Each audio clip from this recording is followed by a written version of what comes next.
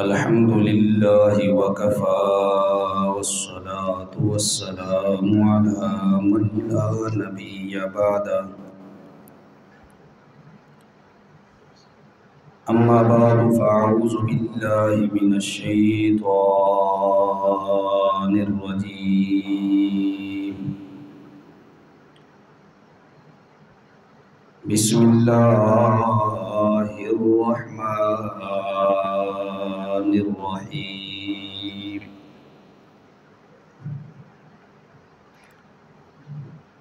अतअमुरूना अन्नास bill बिर्रि व तंसौना अन्फुसकुम व अंतुम ततलूनल किताब अफला ताक़िलून।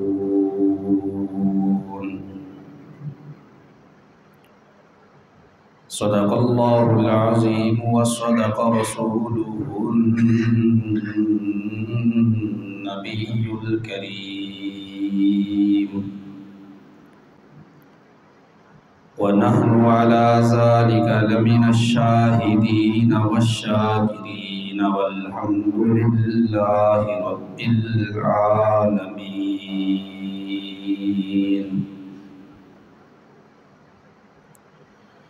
इन्नल्लाह व मलाइकतहु युसल्लूना अलन नबी या अय्युहल्लज़ीना आमनू सल्लू अलैहि व सल्लिमू तस्लीमा। या रब्बि सल्लि व सल्लिम दाइमन अबदा अला हबीबिका खैरिल खल्क़ि कुल्लिहिम। सुब्हान रब्बिका रब्बिल इज़्ज़ति अम्मा यसिफून व सलामुन अलल मुरसलीन वल्हम्दुलिल्लाहि रब्बिल आलमीन।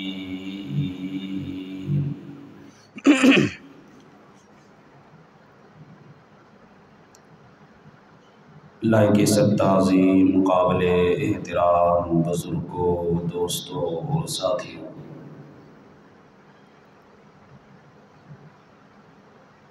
सूरह बक़रा की आयत नंबर 44 मैंने आपके सामने तिलावत की है। इसी के तर्जमा व तफसीर के मुतल्लिक़ चंद गुज़ारिशात मैं आपके सामने अर्ज़ करूँगा। अल्लाह रब्बुल इज़्ज़त से दुआ है, इल्तिजा है, दरख्वास्त है कि वो रब्ब लम यज़ल कुरान व हदीस की रोशनी में फ़िरक़ावारियत, तंज़ व तनक़ीद और इफ़रात व तफ़रीक़ से बचते हुए मुझे हक़ सच कहने की तौफ़ीक़ अता फ़रमाए। इससे क़बल आयत में अल्लाह रब्बुल इज़्ज़त ने इक़ामत सलाह, ईताए ज़कात और नमाज बाजमात का हुक्म दिया कि ईमान कबूल करने के बाद जो ज़िम्मेदारी एक मुसलमान पर आयद होती है उसमें सबसे पहली ज़िम्मेदारी ये है कि वो नमाज कायम करे और अगर साहिब निसाब हो तो ज़कात अदा करे। यहाँ अल्लाह रब्बुल इज़्ज़त ने सिर्फ़ 2 इबादात का ज़िक्र किया और बाकी तमाम इबादात को इनके अंदर बंद कर दिया। इबादत की दो किस्में हैं, बदनी इबादत और माली इबादत। नमाज का ज़िक्र करके तमाम बदनी इबादात को बयान कर दिया और ज़कात को ज़िक्र करके तमाम माली इबादात का ज़िक्र कर दिया। आयत के आखिरी हिस्से में फ़रमाया वरकऊ मअर राकिईन, और रुकू करो रुकू करने वालों के साथ। इससे नमाज बाजमात का हुक्म दिया गया। इसके मुतल्लिक तफसील से इससे क़बल दरस में बयान में बात अर्ज़ की जा चुकी है। अस्हाबे कराम रिज़वानुल्लाहि अलैहिम अजमाइन के नज़दीक और अल्लाह वालों के नज़दीक नमाज बाजमात की क्या अहमियत थी, इसका अंदाज़ा आप इस बात से लगाइए कि एक दफ़ा हज़रत उमर रज़ी अल्लाह अन्हो अपनी ज़मीनों पर गए, अपने बाग को देखने के लिए गए, और जब वापस आए तो असर की जमात हो चुकी थी। लोगों से पूछा क्या जमात हो चुकी है? तो लोगों ने बताया हाँ जमात हो चुकी है। तो हज़रत उमर रज़ी अल्लाह अन्हु को जमात के छूटने पे इतना अफसोस हुआ, उन्होंने इरादा कर लिया कि जिस बाग की वजह से मेरी नमाज जमात की नमाज फौत हुई है, मैं उस बाग को अल्लाह के रास्ते में वक़फ़ करता हूँ। हज़रत हातिम असम रहमहुल्लाह अल्लाह के बहुत बड़े वली गुज़रे हैं। एक दफ़ा उनकी जमात की नमाज फौत हो गई तो लोगों में से सिर्फ़ एक बंदे ने उनसे ताज़ियत की। तो उन्होंने फरमाया कि देखो, सिर्फ़ अब्दुल्ला ने मुझसे मेरी नमाज के फ़ौत होने पे ताज़ियत की, बाकी किसी ने मुझसे ताज़ियत ना की। अगर मेरा बच्चा फ़ौत हो जाता तो आज 10,000 लोग मुझसे ताज़ियत करने के लिए आते, मुझसे हमदर्दी करने के लिए आते, मगर मेरी जमात की नमाज फ़ौत हो गई, कोई भी मुझसे ताज़ियत करने के लिए नहीं आया। आज हमारा ये मिजाज बन चुका है, मादा परस्ती की मेहनत की वजह से, दुनिया की मेहनत की वजह से, अपना सारा वक्त दुनिया में गुजारने की वजह से हमारा ये जहन बन चुका है और हमारा ये यकीन बन चुका है कि दुनिया का नुकसान तो नुकसान होता है, मगर दीन का नुकसान हमारे नज़दीक कोई नुकसान नहीं होता। तो आखिरी हिस्से में नमाज बा जमात पढ़ने का हुक्म दिया गया था। फरमाया वरकऊ मअर राकिईन, के रुकू करो रुकू करने वालों के साथ, यानी नमाज पढ़ो नमाज पढ़ने वालों के साथ, नमाज पढ़ो जमात के साथ। अगली आयत में अल्लाह रब्बुल इज़्ज़त ने फरमाया अतअमुरून अन्नास बिल बिर्रि व तनसौना अनफुसकुम, क्या तुम लोगों को नेकी का हुक्म करते हो, व तनसौना अनफुसकुम, और अपने आप को भूल जाते हो। यहूदी उलमा को, बनी इसराइल के उलमा को अल्लाह ने खिताब किया, ए बनी इसराइल के उलमा, ए यहूदी उलमा, अतअमुरून अन्नास बिल बिर्रि, क्या तुम लोगों को नेकी का हुक्म करते हो, वतनसौना अनफुसकुम, और अपने आप को भूल जाते हो, व अंतुम ततलूनल किताब, हालांकि तुम किताब यानी तौरात की तिलावत करते हो। अफला ताक़िलून, तो क्या तुम अक़ल नहीं रखते, समझ बूझ नहीं रखते। इस आयत का शान नुज़ूल कुछ यूँ है कि मदीना और मदीना के अतराफ़ और गिरदो नमा में रहने वाले यहूदी, उनमें से जब कोई मुसलमान हो जाता, बाज़ यहूदी मुसलमान हुए और फिर किसी मौका पर, किसी मकाम पर उनकी यहूदी उलमा से मुलाकात हुई, तो उन्होंने अपने इस्लाम के मुतल्लिक़ उन्हें बताया कि हमने इस्लाम कबूल कर लिया।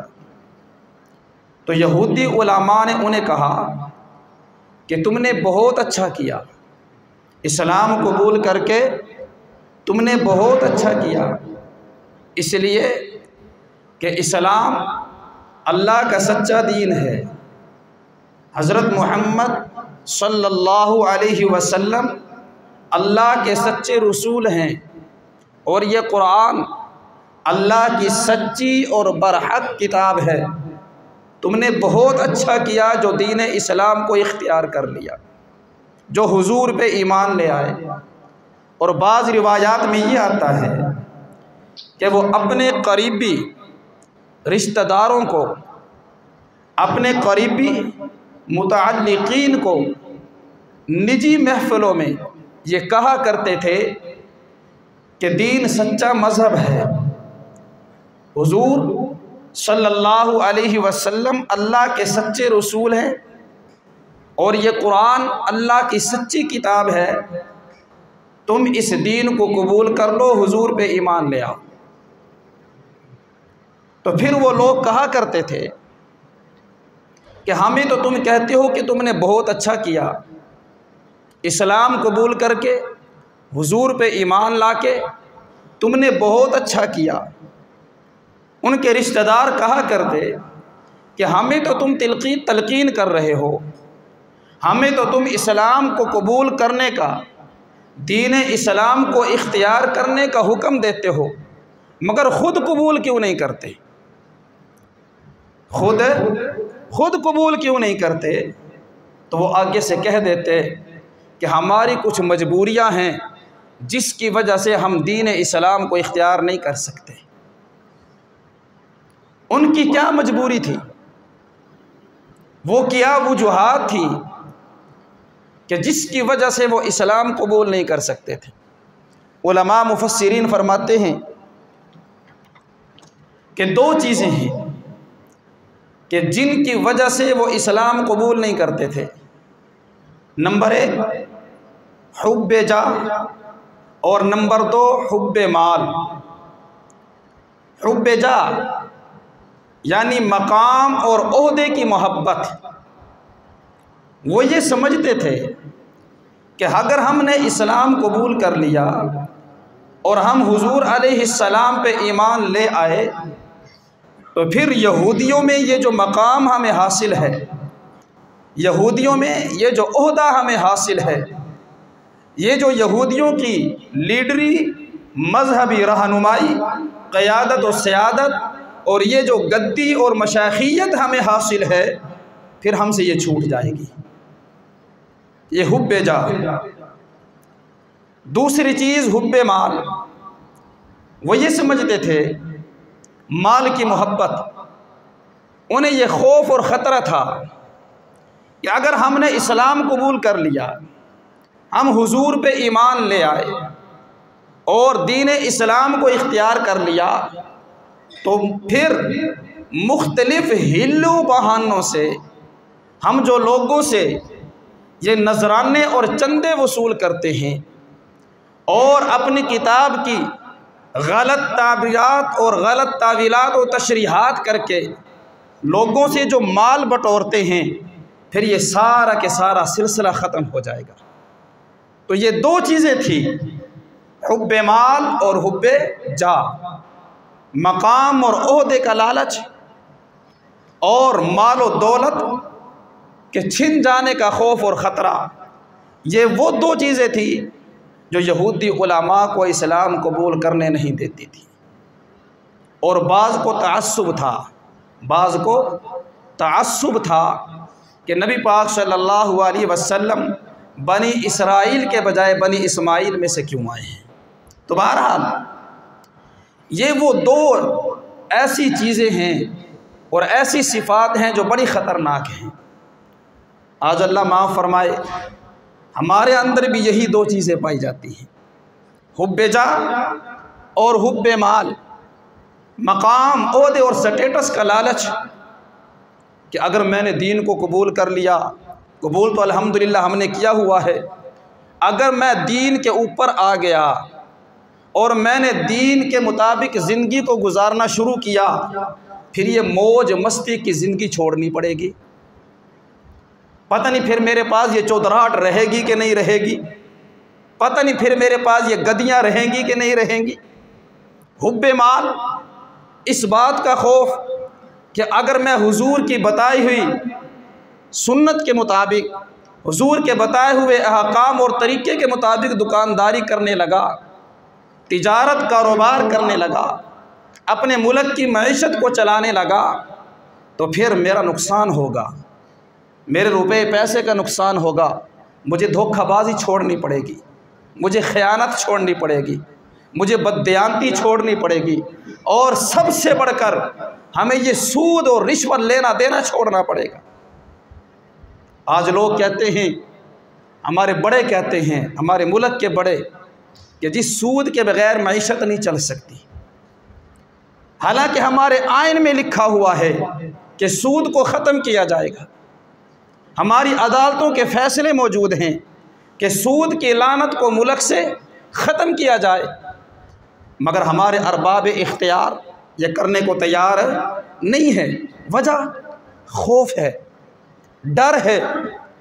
गैर ने ये बात उनके दिलो दिमाग में बिठा दी और रासिख कर दी कि सूद के बगैर तुम्हारी मईशत नहीं चल सकती।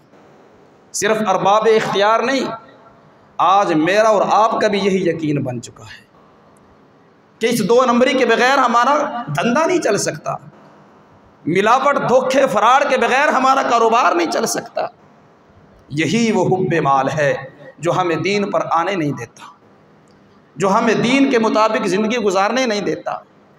तो यहूदियों के अंदर ये यहूदी उलमा में ये दो खराबियाँ थी कि दूसरों को तो नसीहत करते थे, वो अरबी का मक़ुल्ला है, दीगरा रा नसीहत खुद रा फसीहत, कि दूसरों को नसीहत और ख़ुद के लिए फजीहत ही फजीहत, अपने लिए बुराई ही बुराई, शर्मिंदगी ही शर्मिंदगी। लोगों को कहते थे कि तुमने बड़ा अच्छा किया जो इस्लाम को कबूल कर लिया।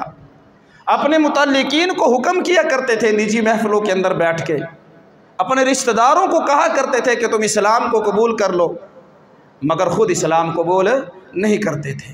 तो इस आयत के अंदर अल्लाह ने उन्हें शर्म दिलाई है, इस आयत में अल्लाह ने उन्हें आर दिलाई है कि तुम लोगों को हुक्म करते हो और ख़ुद को भूल जाते हो। फरमाया तअमुरूना अन्नास बिल बिर्रि व तंसौना अनफुसकुम, क्या तुम हुक्म करते हो लोगों को नेकी का। अतअमुरूना अन्नास बिल बिर्रि, क्या तुम हुक्म करते हो लोगों को नेकी का, अच्छी बात का, वाज़ो नसीहत करते हो, अमर बिल मारूफ करते हो, लोगों को नेकी का हुक्म करते हो। व तंसौना अनफुसकुम, और अपने आप को भूल जाते, खुद अमल नहीं करते, लोगों को अमल का कहते हो और ख़ुद अमल नहीं करते। मेरे भाइयों, बुज़ुर्गों, दोस्तों और साथियों, ये बात नोट करने की है और याद रखने की है। जब किसी कौम में और मुआशरे में बुरे दिन आने लगते हैं, उसकी तबाही और बर्बादी के दिन आने लगते हैं, तो उस कौम के लीडर, कायदीन, रहनुमा, उलमा, वाइज, ख़तीब, दाई ऐसे हो जाते हैं, उसमें ऐसे लीडर पैदा होने लगते हैं ऐसे मजहबी रहनुमा, ऐसे पीर और ऐसे उलमा पैदा होने लगते हैं कि जो आराम परस्त, ऐश परस्त, मकाम, माल और दौलत के लालची होते हैं। बज़ाहिर वो लोगों को वाज़ो नसीहत करते हैं, बज़ाहिर लोगों को अच्छी बातें बताते हैं, बज़ाहिर लोगों को नेकी का हुक्म करते हैं, बज़ाहिर लोगों को इंसानियत का दर्स देते हैं, लोगों को इंसाफ का हुक्म करते हैं, इखलाकियात का हुक्म करते हैं, बुराई से रोकते हैं, मगर ख़ुद इनमें से किसी बात पर अमल नहीं करते, खुद इनमें से किसी बात पर अमल नहीं करते। जिसका नुकसान ये होता है कि लोगों पर उनकी किसी बात का असर नहीं होता, और जब लोगों पर असर नहीं होता तो फिर मुआशरे से, कौम से बुराई ख़त्म नहीं होती, जुल्म और ज़्यादती ख़त्म नहीं होती, ना इंसाफ़ी ख़त्म नहीं होती। जब जुल्म ख़त्म नहीं होता, ना इंसाफ़ी ख़त्म नहीं होती, बुराई ख़त्म नहीं होती और इखलाकियात, बद इखलाकी ख़त्म नहीं होती, उसका नतीजा ये निकलता है वो कौम व मुआशरा तबाही और बर्बादी की तरफ गामज़न हो जाता है, तनज़्ज़ुली का शिकार हो जाता है। आहिस्ता आहिस्ता वो कौम और मुआशरा बर्बाद हो जाता है। आज हम मुसलमानों का यही हाल है।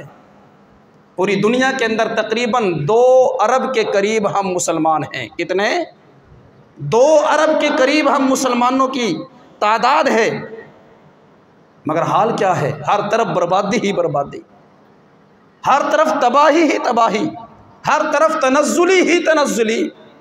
वजह क्या? हमारे पास अफरादी क़ुव्वत नहीं है? क्या हमारे पास टेक्नोलॉजी नहीं है? क्या हमारे पास मुल्क नहीं है? क्या हमारे पास माल और दौलत नहीं है?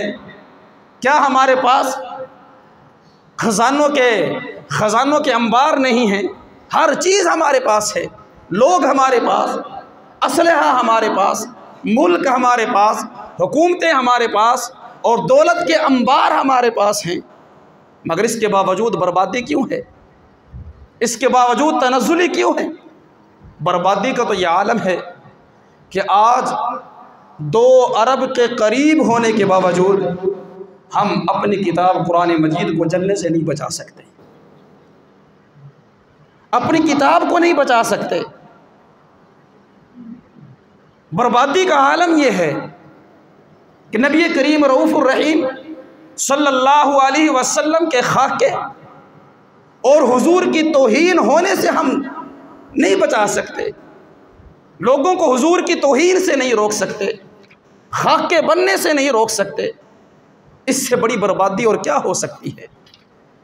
जो बंदा अपनी माँ का दिफा ना कर सके, अपने बाप का दिफा ना कर सके, अपने माँ बाप को ना बचा सके, तो ऐसे बेटे का क्या अचार डालना होता है? तो इस उम्मत का क्या करना, ऐसे मुसलमानों का क्या करना कि जिनके होते हुए अल्लाह का कुरान जल जाए? 1 बार नहीं, 2 बार नहीं, 3 मरतबा जल जाए 1 महीने में। ये हमारी बर्बादी की इंतहा है। और ये क्यों है? इसलिए कि हमारे अरबाब इख्तियार, मैं सिर्फ पाकिस्तान की बात नहीं कर रहा, पूरी दुनिया के हमारे जो मुसलमान लीडर हैं, हमारे मुसलमानों के जो बड़े हैं, हमारे जो कायदीन हैं, हमारे जो रहनुमा हैं, हमारे जो उलमा हैं, वो आराम परस्त, ऐश परस्त, मकाम और माल और दौलत के लालची हो चुके हैं, जिसका नतीजा ये निकल रहा है कि आज हर तरफ मुसलमानों में तबाही ही तबाही है। अल्लाह ताला हमें हिदायत अता फरमाए। तो बनी इसराइल के उलमा में यह ख़राबी पाई जाती थी कि उनके अंदर आराम परस्ती आ गई थी, ऐश परस्ती आ गई थी, माल और दौलत का लालच आ गया था, मकाम, ओहदे, स्टेटस का लालच आ गया था। वो ये समझते थे कि अगर हमने इस्लाम को कबूल किया तो फिर ये माल और दौलत भी जाएगा और हमारी ये क़ियादत और सियादत, गद्दी और मशाइखियत भी हमसे छिन जाएगी। इस खौफ और डर की वजह से वो दूसरों को तो इस्लाम का हुक्म दे देते थे, मगर ख़ुद इस्लाम कबूल नहीं करते थे। तो इसलिए फरमाया, तअमुरूना अन्नास बिल बिर्रि व तंसौना अनफुसकुम, क्या तुम लोगों को नेकी का हुक्म करते हो और ख़ुद नेकी पर अमल नहीं करते? बेअमल वाइस बेअमल मुबल्लिग, बेअमल दाई, इसकी सज़ा क्या है? मेरे भाइयों, बुज़ुर्गों, दोस्तों और साथियों, बड़ी ख़तरनाक सज़ा है यह हम लोगों के लिए। अल्लाह के महबूब पैगम्बर सल्लल्लाहु अलैहि वसल्लम ने फरमाया कि क़यामत के दिन एक शख्स को लाया जाएगा, उसको जहन्नुम में डाला जाएगा।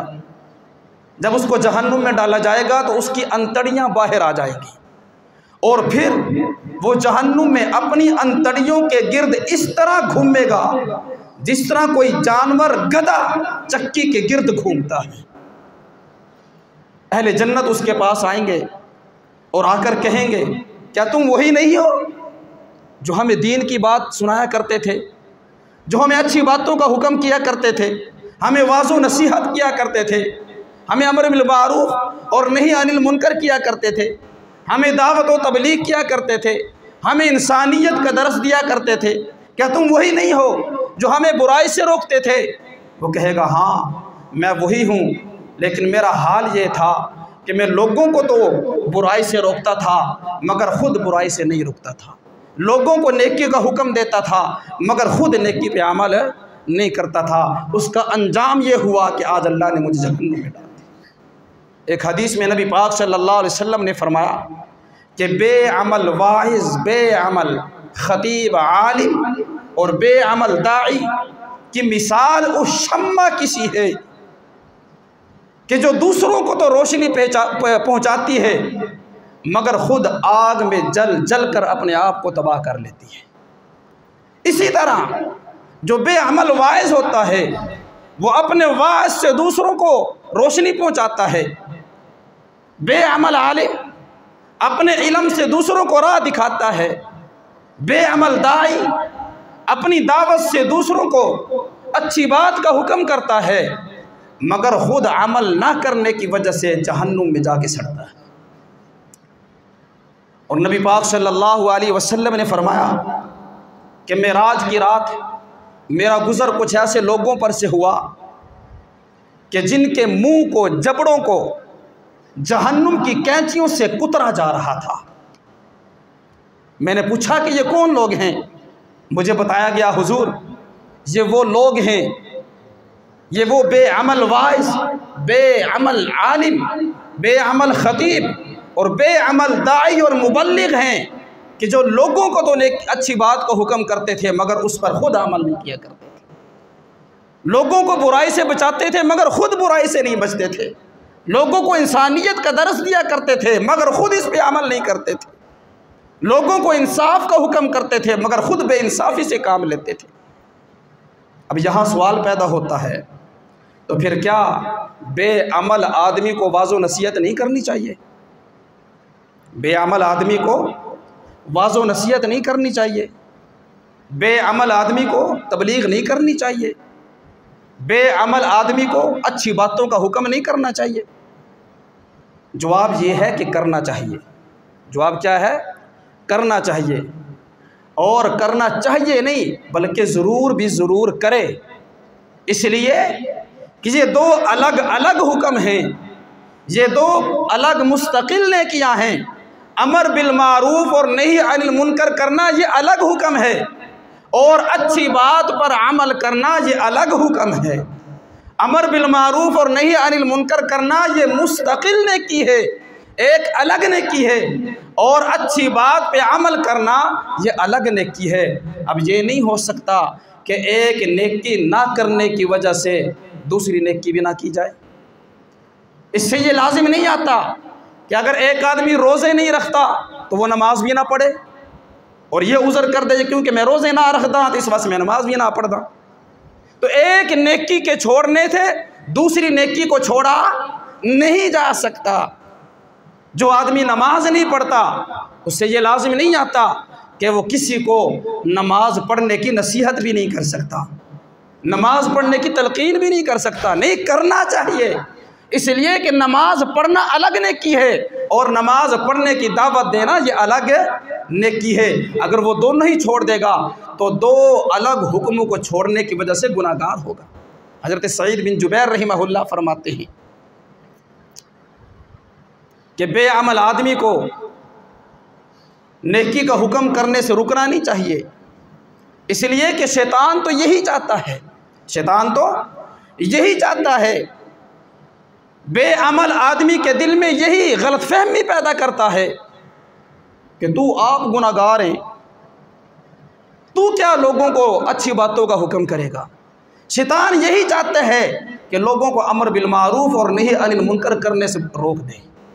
जब लोगों के दिलो दिमाग में यह बात बैठ जाएगी मैं खुद पाक साफ नहीं हूँ, मैं खुद गुनाहों से पाक नहीं हूँ, मैं खुद गुनाहगार हूँ, तो मैं लोगों को कैसे दावत दे सकता हूँ, मैं लोगों को अच्छी बात कैसे बता सकता हूँ। मुझे बताइए, क्या कोई डॉक्टर अगर किसी बीमारी के अंदर मुब्तला हो जाए तो क्या लोग उससे इलाज कराना छोड़ देते हैं, या लोग उसको जाके ताने मारते हैं क्योंकि तू खुद शुगर में मुब्तला है, तू कैसे इलाज कर रहा है, उसका बाइकाट करते हैं, उसको शर्म दिलाते हैं इस बात में? नहीं, डॉक्टर को जाके कोई भी नहीं कहता क्योंकि तू खुद बीमार है लिहाजा तू इलाज ना कितनी कर। नहीं, उसकी बीमारी अपनी जगह पे, जहाँ वो लोगों का इलाज करता है अपना भी मुआवजा करना चाहिए, जहाँ वो लोगों को परहेज़ का बतलाता है खुद भी परहेज़ करना चाहिए।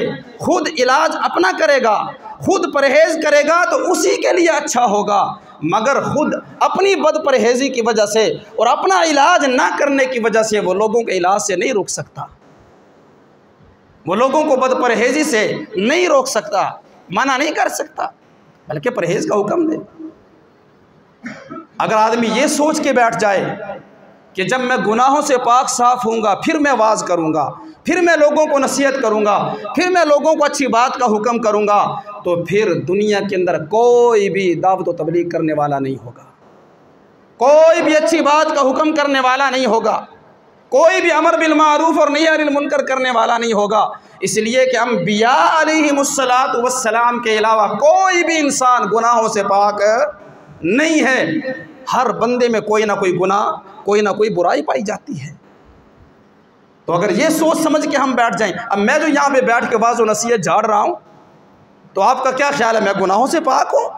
मेरे अंदर बहुत से गुनाह पाए जाते हैं, मेरे अंदर बहुत सी बुराइयाँ पाई जाती हैं, मगर मुझे उनका इलाज करना चाहिए, मुझे उन गुनाहों और बुराइयों को छोड़ना चाहिए। इसका ये मतलब नहीं कि मैं वाज़ व नसीहत भी ना करूँ, मैं लोगों को अच्छी बात भी ना बताऊँ। तो फिर इन आयात का क्या मतलब है, फिर इन अहादीस का क्या मतलब है कि तुम लोगों को हुक्म अच्छी बात का हुक्म करते हो और अपने आप को भूल जाते हो? इन अहादीस का क्या मतलब है कि जिनमें बेअमल वाइज, बेअमल दाई, बेअमल खतीब, बेअमल आलिम को जहन्नुम की वईद सुनाई जा रही है। तो इस बात को समझ लीजिए, आज अपनी ये गलतफहमी दूर कर लीजिए। हम जो बहुत सुस्त होते हैं ना, असल में दावत व तबलीग के काम पे खड़ा नहीं होना चाहते और लोगों को अच्छी बात करना नहीं चाहते, तो हमारे पास ये बहाना होता है कहने के लिए कि ऐसी आप पाक कोई ना। अल्लाह मना फरमाया या अय्युहल्लज़ीना आमनू लिम तक़ूलूना मा ला तफ़अलून, तुम वो क्यों कहते हो जिस पे खुद अमल नहीं करते। ये चीज़ें हमें मिली हुई हैं, ये शैतान का धोखा है, ये शैतान का वसवसा है, ताकि ये लोग अमर बिल मारूफ और नही अनिल मुनकर पे खड़े ना हो सके, दावत व तबलीग ना कर सकें, अपने आप को गुनाहगार समझते हुए लोगों को अच्छी बात का हुक्म ना करें। फिर इन आयात का क्या मतलब है? उलमा फरमाते हैं कि दरअसल इन आयात में बेअमल आदमी को वाज़ो नसीहत से नहीं रोका जा रहा, बेअमल आदमी को दावत व तबलीग से नहीं रोका जा रहा, बल्कि बेअमल आलिम को, बेअमल वाइज को, बेअमल खतीब को शर्म दिलाई जा रही है कि तुम अच्छी बात का हुक्म करते हो और खुद उस पर अमल नहीं करते। बेअमल आदमी को रोका नहीं जा रहा, बल्कि बेअमल खतीब को शर्म दिलाई जा रही है कि जो बात तुम खुद करते हो उस पर अमल क्यों नहीं करते। बात समझ में आई है? बेअमल आदमी को रोका नहीं जा रहा, बल्कि बेअमल आदमी को, बेअमल खतीब को शर्म दिलाई जा रही है कि जो बात तुम करते हो, नेकी का जो हुक्म करते हो, खुद भी उस पर अमल किया करो। फरमाया तअमुरून अन्नास बिल बिर्रि व तनसौना अनफुसकुम, क्या तुम लोगों को हुक्म करते हो नेकी का, व तनसौना अनफुसकुम, और अपने आप को भूल जाते हो, व अंतुम ततलूनल किताब, हालांकि तुम किताब यानी तौरात की तिलावत करते हो। यहूदी तौरात पढ़ा करते थे और तौरात के अंदर मेरे हुजूर सल्लल्लाहु अलैहि वसल्लम की सिफ़ात का बयान था, मेरे हुजूर की अलामात का बयान था, मेरे हुजूर की नबूवत की निशानियों का बयान था। उन निशानियों को पढ़ने के बाद वो जानते थे कि हुजूर अल्लाह के सच्चे नबी हैं। अल्लाह ने दूसरे मकाम पे फरमाया यारिफूनहु कमा यारिफून अबनाअहुम, कि वो हुजूर को ऐसे ही जानते पहचानते हैं जैसे अपने सगे बेटों को जानते हैं। उन निशानियों की वजह से जानते थे। अल्लाह फरमा रहे हैं कि तुम लोगों को अच्छी बात का हुक्म करते हो कि इस्लाम कबूल कर लो और अपने आप को भूल जाते हो। वांतुम ततलूनल किताब, हालांकि तुम किताब की तिलावत करते हो, उसमें हुजूर की नबूवत और निशानियों के मुतल्लिक पढ़ते हो। अफला ताकिलून, क्या तुम अकल से काम नहीं लेते, क्या तुम समझ बूझ से काम नहीं लेते। तो मेरे भाइयों, बुजुर्गों, दोस्तों और साथियों, इस आयत में हम सब के लिए दरस है, हम सब के लिए पैगाम है। एक ये कि अगर हम अपने मुआशरे को, अपनी कौम को तबाही से बचाना चाहते हैं तो हमारे जो लीडर हैं, हमारे जो रहनुमा हैं, हमारे जो गद्दी नशीन और पीर हैं, हमारे जो उलमा और ख़तीब हैं, इनको चाहिए कि वो बदअमली छोड़ दें, आराम परस्ती और ऐश परस्ती को छोड़ दें। और दूसरा यह कि हम में से हर बंदा अमर बिल मारूफ और नही अनिल मुनकर का फरीज़ा सर अंजाम दे, और उसके साथ साथ अच्छी बातों का हुक्म करने के साथ साथ बुरी बातों से ख़ुद भी बचे और दूसरों को भी बचाए। अल्लाह ताला अमल की तौफीक अता फरमाए।